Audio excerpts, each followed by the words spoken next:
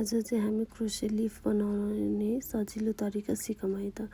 मसँग छ 2 mm को हुक अनि ग्रीन कलरको धागो। मैले स्लिप नट बनाएँ, त्यसपछि चेन 12 बनाउने, चेन 12 सम्म बनाउने म यसरी नै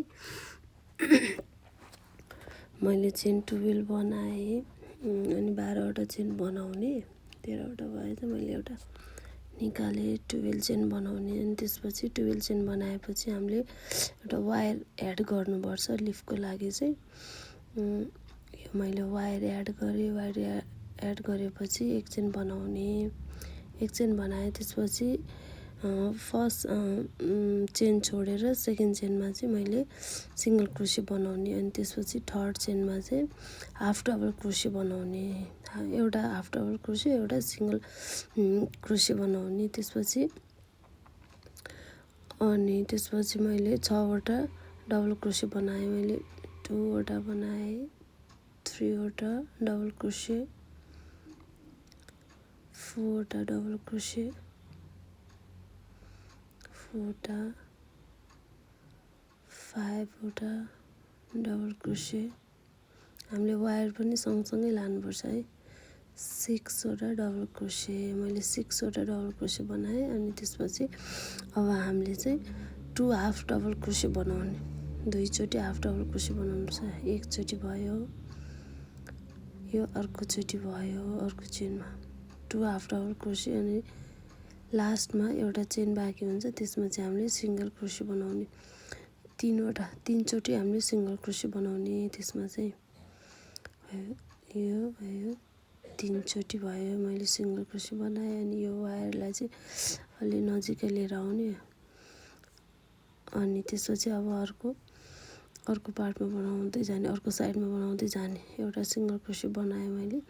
यो वायरलाई चाहिँ सिधा बनाउनु पर्छ, अलि फाट्यो भने चाहिँ अलि अप्ठ्यारो हुन्छ कि बनाउनको लागि। अनि अब यता पनि मैले यो साइडमा पनि, अगाडिको साइडमा पनि हामीले माथि चाहिँ 2 हाफ डबल क्रोसे बनाएको थियौँ। अब यो साइडमा पनि 2 हाफ डबल क्रोसे बनाउने, सेम त्यही यता पनि त्यही गर्ने हो कि सजिलो, एकदम सजिलो छ यो।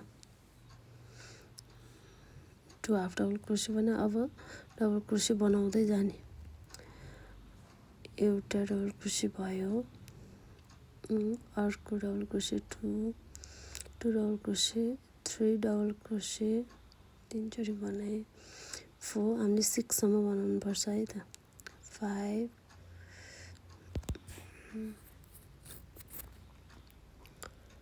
5 भयो, त्यसपछि 6 भयो नि, 6 वटा डबल क्रोसे बनाउनु पर्छ हामीले, 6 वटा डबल क्रोसे बनाउनु पर्छ। 6 भयो। अब हामीले एउटा यहाँ चाहिँ फर्स्टमा चाहिँ 1 हाफ डबल क्रोसे बनाएको थियो नि त, एउटा मात्र, त्यही भएर यहाँ चाहिँ तल चाहिँ एउटा मात्र हाफ डबल क्रोसे बनाउनु पर्छ। त्यो एउटा हाफ डबल क्रोसे भयो। अनि त्यसपछि सिंगल क्रोसे बनाउने, एउटा सिंगल क्रोसे बनाउने। त्यसपछि अब लगभग सक्यो है त। अनि स्लिप स्टिच गर्ने, यसलाई स्लिप स्टिच गरेर नट गर्ने।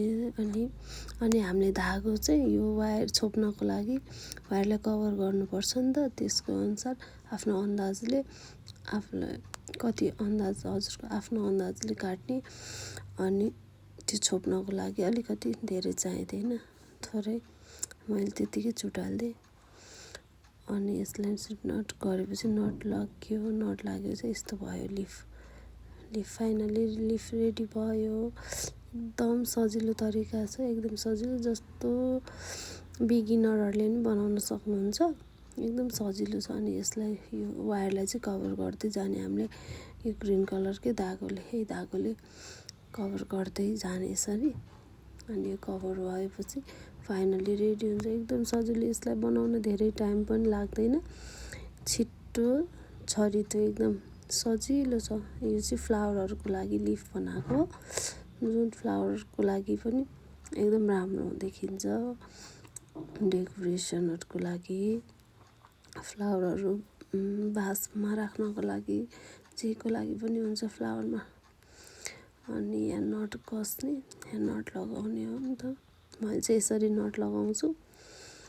अनि यस्तो भयो, सक्यो भाइ। यति छिटो यति सजिलो छ नि यो तरिका, एकदम सजिलो छ। यसरी नट लगाएँ मैले चाहिँ, सबैले आफ्नो तरिका हो नि त, मैले चाहिँ यसरी नट लगाएँ अनि यस्तो भयो लिफ। फाइनल्ली लिफ रेडी भयो, एकदम सजिलो तरिका छ। अनि यस्तो भयो न, फाइनल लुक चाहिँ यस्तो आयो त लिफको, यस्तो भयो। Thank you for watching, keep loving.